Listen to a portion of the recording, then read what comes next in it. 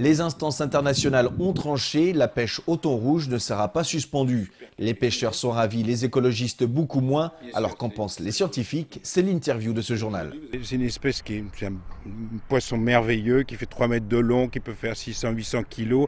Donc ça donne un aspect de robustesse absolument fantastique. Or, ce poisson, il est extrêmement fragile et extrêmement sensible à la surexploitation. Aujourd'hui, il est très surexploité. Ça veut dire quoi? Ça veut dire que son abondance est à peu près 20% de ce qu'elle était il y a une vingtaine ou une trentaine d'années. Et à 20%, c'est un niveau extrêmement faible en termes de population.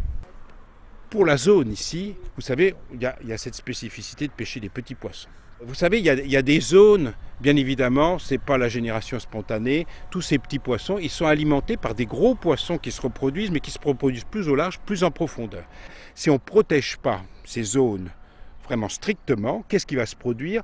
Ce paradoxe ou ce miracle méditerranéen va s'effondrer, c'est-à-dire que tous ceux qui pêchent à l'heure actuelle ces petits poissons, pêcheront plus rien parce que tous les reproducteurs auront été surexploités. Quand vous savez un thon rouge qui est vendu à 80% sur le marché de Tokyo, ce thon rouge-là qui va peser, mettons, 200 kg, va être vendu entre 100 peut être vendu entre 100 et 150 000 euros. Il y a des espèces qui ont le malheur d'avoir une valeur absolument extraordinaire.